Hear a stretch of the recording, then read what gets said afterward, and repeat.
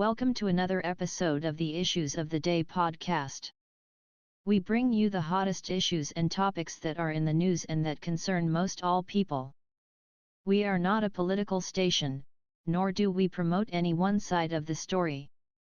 We try to bring you the most current issues and look at it from all angles. Today we will talk about the disarray of the national debt. The national debt is the amount of money the federal government has borrowed to cover the outstanding balance of expenses incurred over time. In a given fiscal year, when spending for things like money for roadways exceeds revenue from things like federal income tax, a budget deficit results. To pay for this deficit, the federal government borrows money by selling marketable securities such as treasury bonds, bills, notes, floating rate notes, and Treasury inflation-protected securities. This is commonly called TIPS. The national debt is the accumulation of this borrowing along with associated interest owed to the investors who purchased these securities. As the federal government experiences recurring deficits, which is common, the national debt grows. Simply put, the national debt is like a person using a credit card for purchases and not paying off the full balance each month. The cost of purchases exceeding the amount paid off represents a deficit, while accumulated deficits over time represents a person's overall debt. Plus, interest is accrued on this debt as well. USA will spend so much money on foreign aid each year that it is crazy. We need to stop spending so much money. Every time we turn around, the US government wants more money for something. Just on giving money alone to other countries is out of control. The current national debt is little over $34 trillion as of the writing of this podcast. To break this down for you, we will give you an overview of what the US government does and how they break it down. There are 4 basic funding phases for foreign assistance.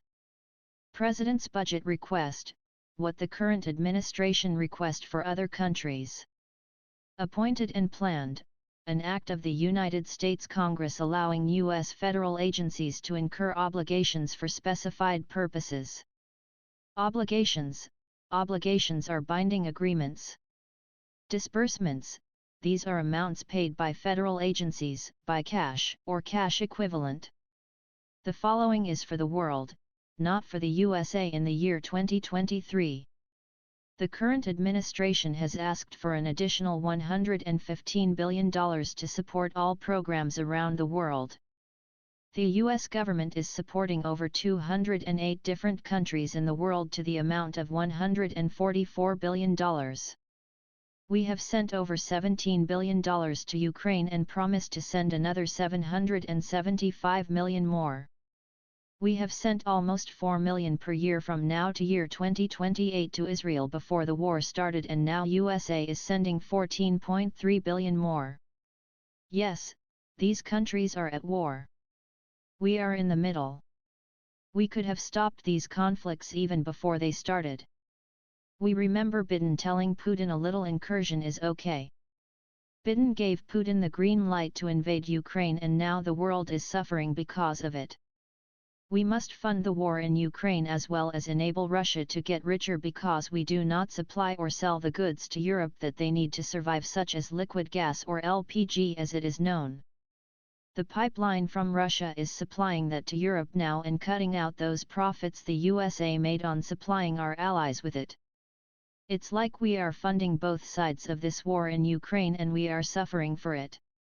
There has also been a lot of corruption within Ukraine now with the money we send, where top officials are scheming off over $50 million to put into their own pockets. We are supporting small businesses there to start up, when we do not help our own small businesses here. Israel is at war from what we feel is a complete breakdown of foreign policy choices. This current administration has no clue how to position itself to help all countries to get along and make a better, more peaceful place for all. They have abandoned the agreements or accords put in place by all prior administrations, and look at where that has gotten us.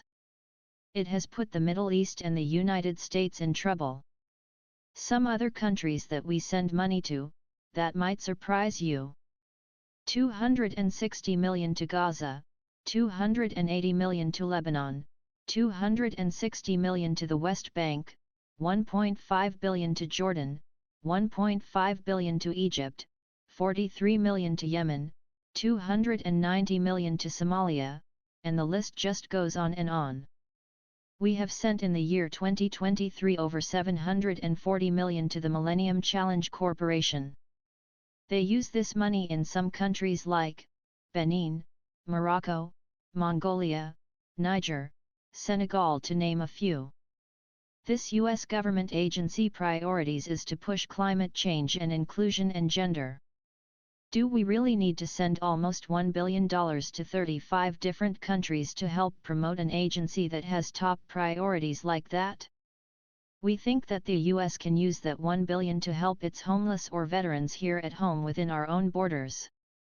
We are all for helping other countries to get ahead and have a better life, but to give money to countries to promote an agenda that is highly questionable is very wrong, we feel.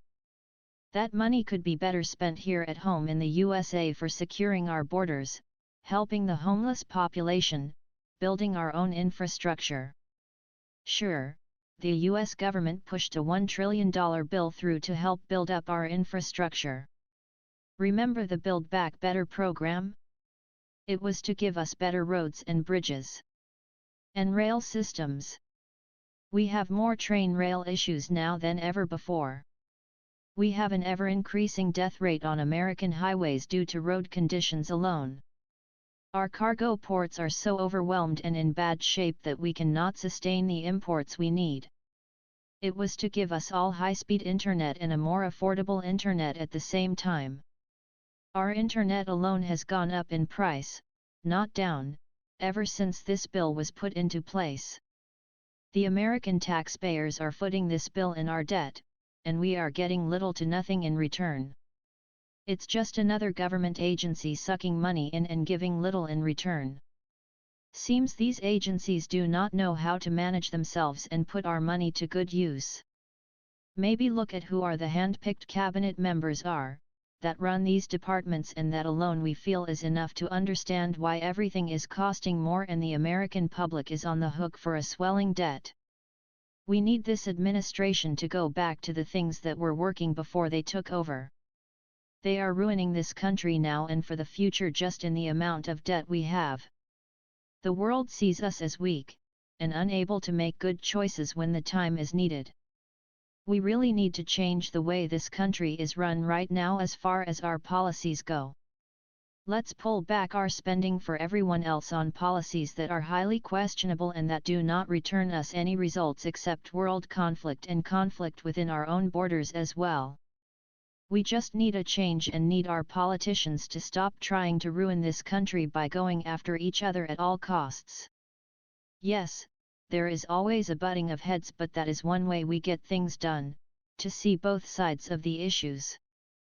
But to tear apart and divide a country based upon the hate for one person, or part, or idea, that is just wrong for the American people, and that should come to a stop immediately. Let's all get along and build a better place here to live, and for our future generations. Thanks for listening and come back again. Subscribe as we will bash more tomorrow.